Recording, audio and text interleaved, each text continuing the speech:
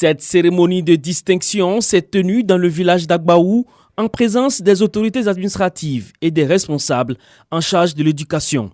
La célébration du prix d'excellence scolaire de la mine d'or d'Agbaou est tournante dans les 5 villages riverains de la mine: Agbaou, Dako, Zarako, Douaville et Zego. Elle a permis de primer en cette édition à hauteur de 35 845 meilleurs élèves des 5 villages impactés. C'est un héritage que la mine souhaiterait laisser, de telle sorte que quand elle sera partie, il y aura des écoles, il y aura des lycées, il y aura des maisons pour les enseignants, mais comme le Drengal l'a dit, il y aura surtout des matières grises à des niveaux d'excellence qui vont porter ces communautés. Pour l'édition de 2022, le meilleur des admis au CEPE et à l'entrée en 6e de la zone est l'élève Asso Seka Joseph du village de Dako avec 153 points. Il a obtenu un soutien en numéraire, un diplôme d'honneur et une bourse scolaire de 250 000 jusqu'en classe de 3e. Je suis très heureux. J'ai réussi à l'entrée en 6e avec 153 points,68. Je conseille de travailler à l'école et de ne pas tricher. Le sous-préfet de Zego, Marie-France Nyawa, et le directeur régional de l'éducation nationale et de l'alphabétisation, Traoré Enza, ont remercié la société minière pour son engagement continu en faveur de l'excellence en milieu scolaire. Au thème de la cérémonie, les 3 meilleurs élèves des classes de CP1 au CM2, au nombre de 253, ont reçu chacun des kits scolaires et des diplômes d'honneur.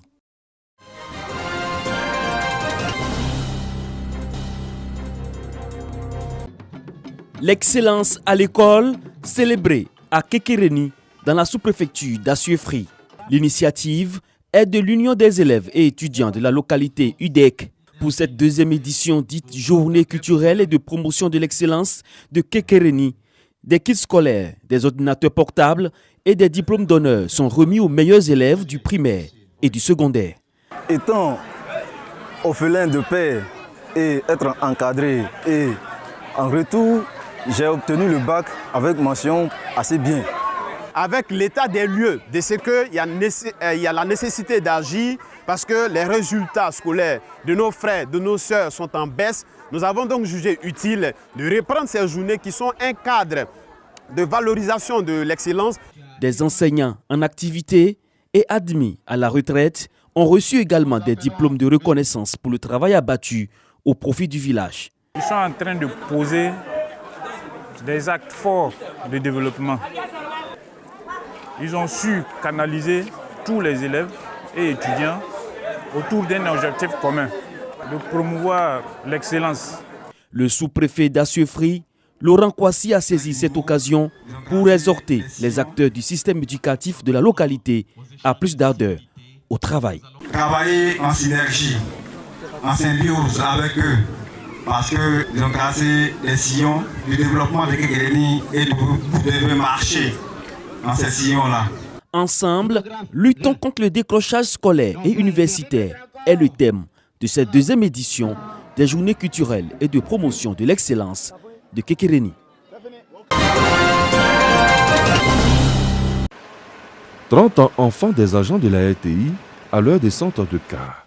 Nous sommes à l'hôtel des parlementaires. Première étape de la visite de Yamoussoukro et ses sites touristiques.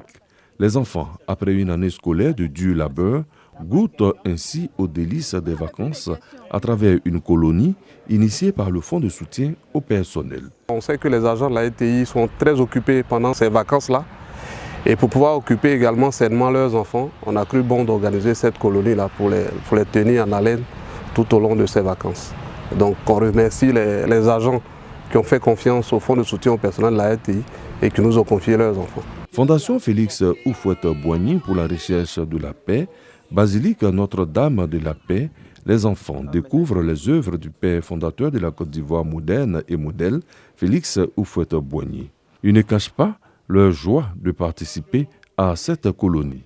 Nous avons visité plusieurs endroits, dont cette basilique où nous sommes actuellement. J'ai vraiment adoré. J'aimerais remercier notre tata Kamati J'ai trouvé que les visites touristiques se sont bien passées. C'était des visites instruites et très intéressantes. Je remercie le Fonds de soutien qui nous a permis de participer à ces visites et j'espère que l'année prochaine, ils feront pareil. Cette colonie de vacances au profit des enfants de la RTI a bénéficié de la collaboration du ministère du Tourisme. Les enfants âgés de 7 à 14 ans ont passé 21 jours loin de leur famille.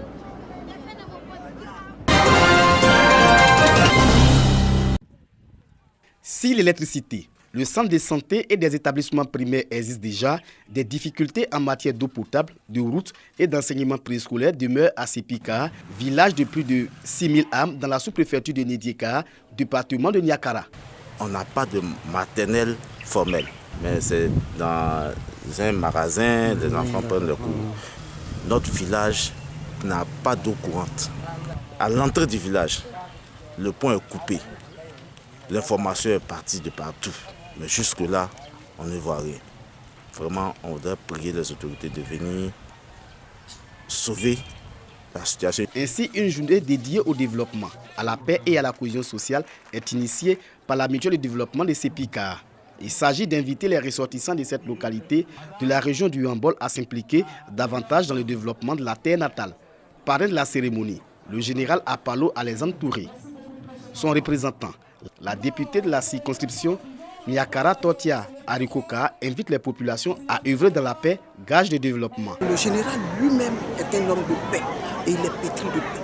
Vous voyez que dans toute la Côte d'Ivoire, il court de l'est à l'ouest, du nord au sud, pour parler de paix, de parler de cohésion, de parler de fraternité. Parce que nous ne pouvons pas parler de développement sans parler de paix. Au cours de cette journée, les meilleurs acteurs de développement récompensés, dont Pierre Touré, déclaré meilleur écolier de la région du Yambol, admis en 6e avec 153 points.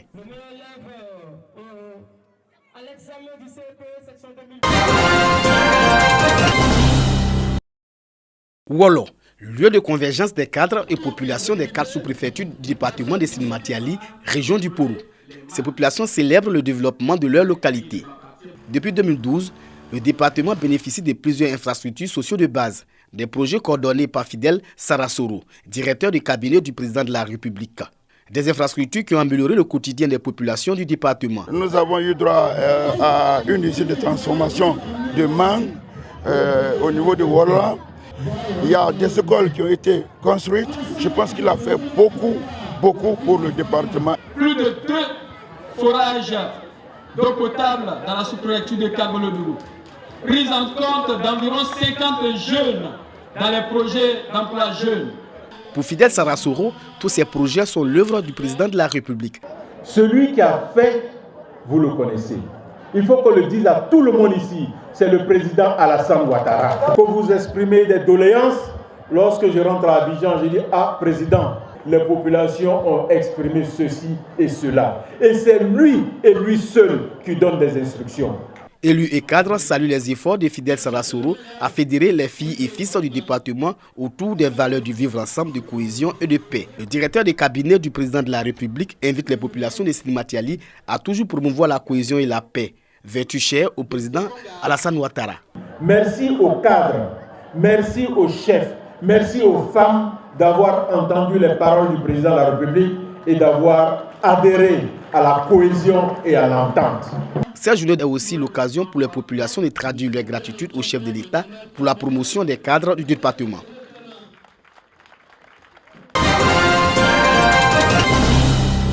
Bruno Koné, cadre de la région, dans sa vision de consolidation de la cohésion sociale et du vivre ensemble dans la Bagoué. Il a animé plusieurs rencontres traduisant cette préoccupation. D'abord, celle des guides religieux des communautés musulmanes de Kouto et Boundiali, avec qui il a échangé pour leur contribution à la sensibilisation à la paix. Ensuite, une causerie débat avec les jeunes de Boundiali sur la paix sans laquelle il peut avoir de projets de développement. Nous étions effectivement avec nos guides religieux qui ont fait des prières et au-delà des prières, qui nous ont prodigué d'importants conseils. Surtout des conseils au plan de l'union, de la cohésion entre fils et filles de la région de la Bagoué.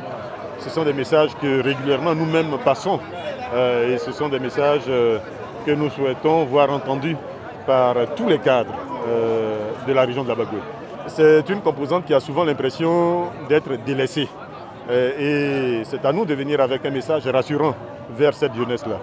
Venir l'écouter, venir lui dire ce qui est fait au niveau national. Tous les efforts qui sont fournis par le chef de l'État, par le Premier ministre, par le gouvernement au profit de cette jeunesse. Donc nous allons continuer ce travail. Le ministre Bruno Nabagné-Koné a étendu son message de paix et du vivre ensemble aux plus petits de la région, recevant les enfants de la diaspora en colonie de vacances à Kouto, non sans procéder au lancement du tournoi de football doté de trophée Madame Dominique Ouattara à Kouto et à Tengrela.